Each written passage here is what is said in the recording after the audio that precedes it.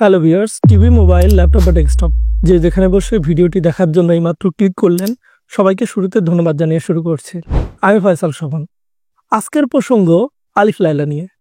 আমার জেনারেশনের ছোটবেলা অর্থাৎ বিটিভি যুগে শুক্রবার রাতে আলিফ লায়লা দেখতো না এমন মানুষ কমই আছে। আরব রজনীর গল্প, পশ্চিমা বিশ্বে যা অ্যারাবিয়ান নাইটস বা 1001 রাতের গল্প বলে পরিচিত। এই গল্পগুলো কে লিখেছিল সেই প্রশ্ন তখন জাগত মনে। গল্পগুলো মধ্যপ্রাচ্য, ইরান এবং সেন্ট্রাল এশিয়ার লোকগল্প। গল্পগুলো যুগের পর যুগ ধরে মানুষের মুখে মুখে ছড়িয়ে পড়েছে, কোনো একক উৎস ছিল না। এরপরও প্রশ্ন জাগত, প্রথম বই আকারে অর্থাৎ কম্পাইলেশন করা হয়েছিল কখন? আলিফ লায়লার উৎস অনুসন্ধানে গবেষণা কিন্তু নেহাত কম হয়নি। ধারণা করা হয় আজ থেকে 1300 থেকে 1400 বছর আগে, যখন পারস্যে তথা আজকের ইরানে সাসানিয়ান সাম্রাজ্য ছিল, তখন হাজার আফসান নামে গল্পগুচ্ছ কম্পাইল করা ছিল। হাজার আফসান মানে হলো 1000 গল্প। গল্পগুলো সাসানিদ রাজারা খুব পছন্দ করতেন। কথাগুলো উল্লেখ রয়েছে 10ম শতাব্দীর পার্সিয়ান লেখক ইবন আল নাদিমের লেখা কিতাব আল ফিরিস্ত বইতে। সেখানে আরো বলা হয় হাজার আফসানের গল্পগুলো ইসলামিক গোল্ডেন এজ অর্থাৎ আব্বাসীয় খেলাফত চলাকালে বাগদাদে আরবি ভাষায় অনুদিত হয় এবং অ্যারাবিক স্টাইলে অলঙ্কৃত হয়। আল নাদিমের সমসাময়িক এবং আরবের হেরোডোটাস হিসেবে পরিচিত ইতিহাসবিদ আল মাসুদির লেখা মিডোজ অব গোল্ড বইতেও হাজার আফসানের মতো বইয়ের বিশেষ উল্লেখ আছে, যার গল্প পরবর্তীতে আরবিতে অনুদিত হয়। হাজার আফসানের কোনো পূর্ণাঙ্গ ম্যানুস্ক্রিপ্ট এখন আর পাওয়া যায় না।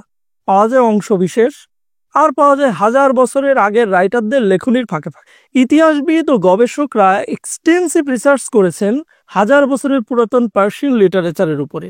সেখানে গল্প বলার ধরন, গল্পের ফ্রেমিং এসব পর্যালোচনা করে এই সিদ্ধান্তেই তারা উপনীত হন যে 1001 রাতের গল্পের ইন্সপিরেশন ওই পার্সিয়ান হাজার আফসান থেকে এসেছে। আবার বিষয়টি কিন্তু এমন না যে এক রাতেই একজন ব্যক্তি বসে বই আকারে অনুবাদ করে ফেলেছিলেন, বরং নানান সময়ে আলাদা আলাদা ব্যক্তি গল্পগুলো কম্পাইল করা শুরু করেন। কেউ নিজের মতো মাল মশলা অ্যাড করেন।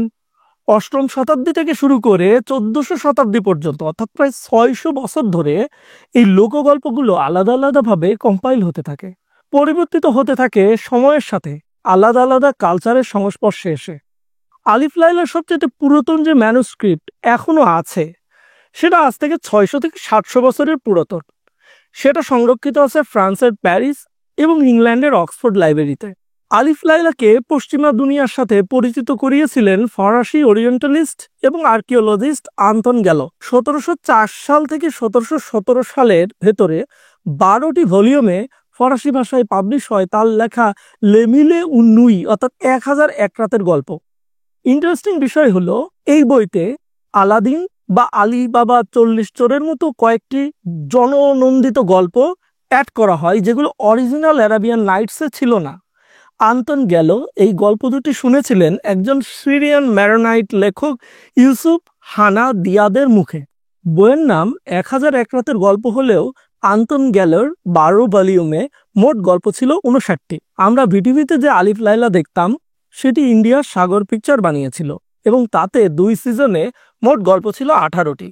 তবে গল্পের ফ্রেমিং নিশ্চয় মনে আছে অনেকেরই। পুরো আলিফ লায়লা মূলত একটি গল্পের ভিতরে অনেকগুলো গল্প, স্টোরিজ উইদিন স্টোরিজ।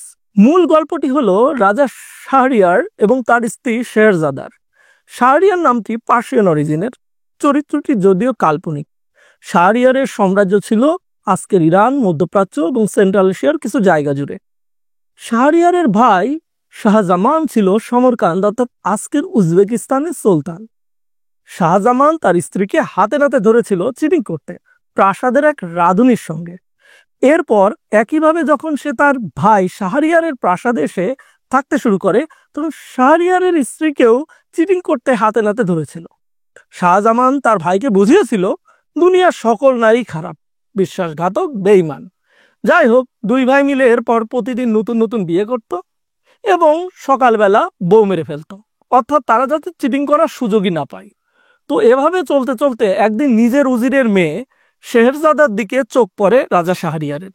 বিয়ে হয়, কিন্তু এই মেয়ে ভীষণ বুদ্ধিমতী। সে বাসর রাতে রাজাকে গল্প বলা শুরু করে। রাজা গল্প শুনতে পছন্দ করত আফটার অল সে সময় তো আর নেটফ্লিক্স ছিল না।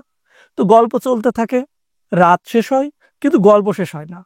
সকাল হয়, রাজার নির্দেশ মোতাবেক জল্লাদরা রানীকে নিতে আসে হত্যা করার জন্য। কিন্তু গল্প তো শেষ হয়নি। ফলাফল রাজা আর মৃত্যুদণ্ড কার্যকর না করে বরং একদিন পিছিয়ে দিলেন। তো পরের দিন রাতে আবার গল্প বলা শুরু, কিন্তু সকাল পর্যন্ত গল্প শেষ হয় না। এভাবে 1001 রাত গল্প চলতে থাকে। গল্প বলে বলে টাইরেনিক্যাল রাজার অন্তরে প্রেম, ভালোবাসা আর মনুষ্যত্ব তৈরি হয়। রাজা একসময় রানীর মৃত্যুদণ্ড মাফ করে দেন। ভালো হয়ে যায় রাজা। নিজের ভাইকে এনে ভালো হয়ে যাওয়ার পরামর্শ দেন। রানী শেহজাদারই ছোট বোনের সাথে রাজার ভাইয়েরও বিয়ে হয়। সবাই সুখে শান্তিতে বসবাস শুরু করে। এই হলো মূল গল্প। অর্থাৎ বুদ্ধি করে মহিলা বেঁচেছিল। তো আজ এই পর্যন্তই। সামনে নতুন কোনো টপিকস নিয়ে আপনাদের সামনে আসব। ভালো লাগলে চ্যানেলটি সাবস্ক্রাইব করতে ভুলবেন না। সামনে দেখা হবে নতুন কোনো গল্প নিয়ে। সবাইকে ধন্যবাদ।